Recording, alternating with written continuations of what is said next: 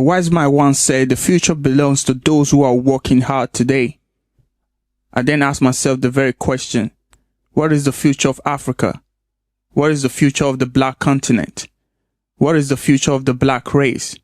My name is Osaro. I'm the author of Osaro Theory, and you are listening to Osaro Theory Podcast. Yeah.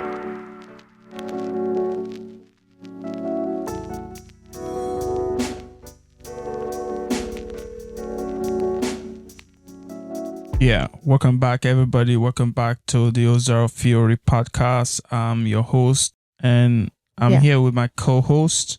Hello, I'm Becky. Yeah, so actually, I don't know how to start this podcast. So, yeah, I'll leave it to you. Oh, wow. Thank you. Yeah. Well, how are you feeling today? Not too bad. I'm all right. Yeah? Yes, I am fine. And I'm basically just looking at what is going on, the Black Lives Matter, the protests, George Floyd, you know? Yeah. Well, there's a lot going on.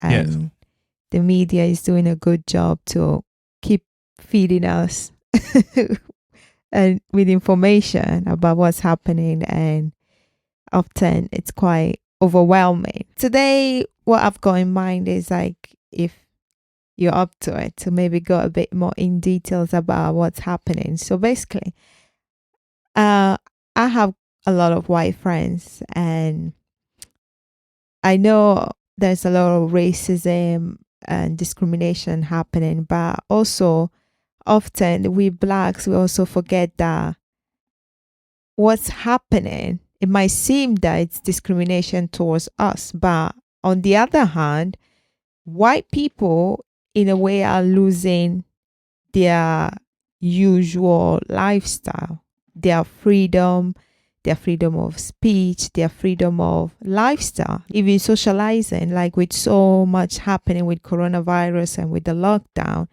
often many white people find it like sort of being in house arrest, you know?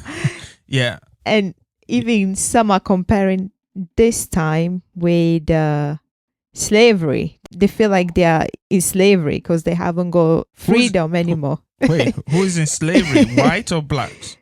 White people feel that what's happening now is that they haven't got any more freedom.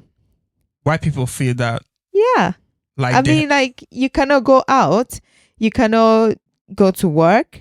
You have to wait for the government to tell you if you're allowed to go out, if you're allowed to see your parents, if you're allowed to see your friends.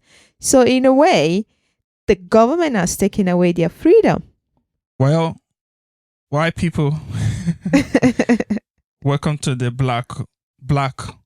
welcome to the Black planet. white people, welcome home. Yeah. Yeah. So that's the topic of today is basically do you believe that the Western civilization has come to an end? What we always look up to as Africans coming to Europe, seeing the freedom of speech, the human rights that Europe had, that many, not only Africans, even Indians, Chinese, all over the world, people come to Europe for.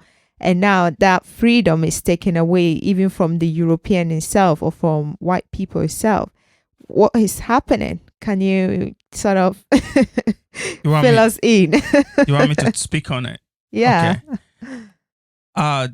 The only thing I can say is that, hey, white people, welcome home, welcome aboard. And what is happening has been happening for a long time. It's just that white people, my good white people, they haven't been paying attention to it. And the situation has gone worse and is out of hand now. So I think we can say white people have they won the battle. Yeah. And they lost the war. Whoa. Yeah. So what do I mean by that? So what is currently happening now is just not about Black life and George Floyd or all this racism. It's deeper than that. Of course. It's deeper than racism. It's deeper than George Floyd. Mm-hmm. It's bigger than that. What white people don't understand is that, well, the time has come for them to pay what they've done. So basically, it's like when you study any great civilization, there's always a time of glory. There's a time of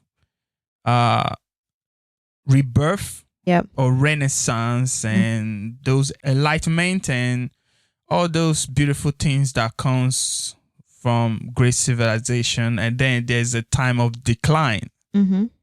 So what is currently happening now in Western civilization, we are approaching the time of decline. Yeah. So, and we are approaching the time of decline. So Western civilization is on its decline. And so the days of its glory is gone. Like the days of great Europe, Western civilization is over, is behind us. If you study work of many European scholars, the good ones, not the paycheck zombies, the bobblehead, the one that just they do anything for money, but the good ones, the conservative ones. If you study some of the European scholars, their work or professors, they been saying this about a decade or so, that there is a decline of Western civilization. We are seeing a beginning of an end of Western civilization. And that has been happening since the year 2000, really. So, but hey, nobody's been paying attention to it because people think like, hey, that's never going to happen. Do you know that? It's funny because there was a time that people actually thought that Rome, the great Rome, the Roman Empire, people actually thought that they're never going to see the end of Roman Empire. Do you know that? Really? There was a time that people felt like, no, it's impossible for Roman Empire to collapse. So people felt like that was impossible. There was a time people felt Roman Empire was everything. It was the God and the Alpha Omega, And the same thing with Great Britain. There was a time that people in Great Britain felt like, oh, we British Empire, They did so many horrible things, and they never thought that one day the Great Britain will collapse, or the British Empire will collapse. Sorry. They never thought about that. They never saw that day coming until the First World War and the Second World War happened. And then that was the end of British Empire. Because to destroy any civilization actually that get involved in 3 or more wars at the same time, that civilization is not coming back. It can't make it back. So that is what happened with British Empire. So now the last empire under Western Christendom. Guess who that empire is? Who is that? The United States of America. Oh. See? The United States of America is the last empire under the idea of Western Christendom. So what does Western Christendom mean? The United States of America is the last empire that will finalize the new age, the new era, the new world. Mm. So United States is the last empire that will fall. After that, the Western Christendom is over with. All right. So Western Christendom, we're talking about Christian civilization. Yeah. You know, Western Christendom comes with Christianity. It's Of European Yeah. ideology or religion. Yeah. Yeah. So the United States is the last great empire that will fall under these Western ideas and religion. Yep. And after that, Yeah. there will be no other Christian civilization. Mm. And that will also be the end of religion and the end of Christianity as we know it. Oh. You know? So what is happening now is deeper than the killing of George Floyd or racism or Black life. When you look at, there are protesters, Yeah. right? Yeah. There are protesters across the globe. Yeah. There are anarchists on the street. Yeah. And people are looting, rioting, and burning stuff. Yeah. Then the question is that, who is sponsoring these people? It's a question. Yeah. Like, who is sponsoring these people? The media? Who are the organizers of this protest? Who is mobilizing these people? That is a question that nobody asks, you know, because these people are being sponsored for a specific agenda. It has nothing to do with Black Lives Matter. Yeah. Black Lives Matter or Black struggle is being hijacked. It's true. Yeah, it's true.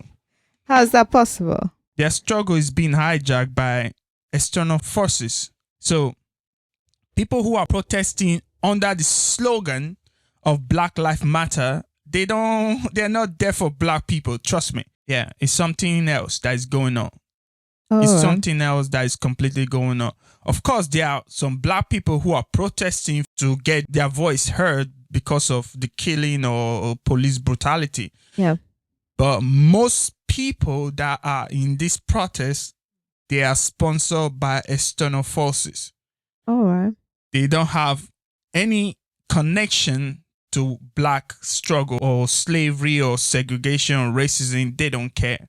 Because when you look at the protest in American City and you see that Antifa and other groups who were burning buildings, Yeah. the question we must ask is that who is sponsoring Antifa, Yeah. which is anti-fascist movement? Yeah. Who is sponsoring them? How do they get involved into the Black struggle?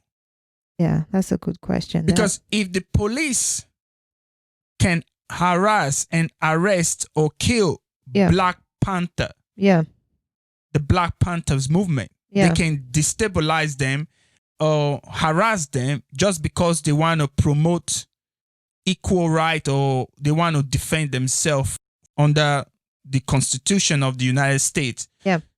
And they want to have their voice. If the police can harass them and dismantle the Black Panther, how is it possible that you have Antifa, which is anti-fascist movement, who are destroying buildings and burning down buildings and creating this chaos? Yeah. And there has not been any investigation into this group to find out who is behind it. And because there is a different agenda, there's a different thing that is currently happening. I don't think that Black people should get carried away with what is happening because we see other race of people protesting with us. Yeah. Yes, that's how it look. But we have to take a step back, pay attention, and look at it very carefully and say, all right, hold on a second. Where were these people when Eric Garner was murdered? Yeah. Where were these people when Trayvon Martin was murdered? Yeah. Where were these people when other African Americans were murdered by police? Yeah. Where were they? Yeah. why all of a sudden that we have these people just pop out from nowhere and start screaming Black Lives Matter, and they helping us to destroy our own community? So that is a question that we have to ask. Like, how is that possible? Yeah. You know? Yeah. And that's why I say that sometimes people are just too emotional, that we find it very hard to distinguish who is our friend and who is our enemy. Because when we lack self-discipline and when we are too easily triggered, yeah, it can be very troublesome, because we're gonna be caught up in other people's agenda, not knowing that we've been caught up in their agenda. Wow. So the Black Lives Matter movement is being hijacked. It's not what it is. Yeah. It's being hijacked. Other people are using the Black Lives Matter for different agenda. So we have to be careful and we have to be wise to know that our movement is being hijacked by other people. Yeah. Because when you look at the protests in America, like people throwing bricks and destroying buildings, most of them were white people. Yeah. And they don't live in that neighborhood. Yeah. They don't live in that community. Yeah. The people who were destroying buildings or setting the buildings on fire were not blacks. They were white people. Then the question is that how is white people destroying buildings in our own community and we screaming Black Lives Matter when they don't live in our community and they are anti-fascist movement or group? Yeah. It just doesn't add up. You know, that's something that we have to really think about and then, study it carefully. That's right. So, yeah. And that's the end of this episode. Yeah. Yeah, that's true. Okay. Please purchase the Osaro Theory at www.amazon.com, or you can download the ebook from all online bookstore.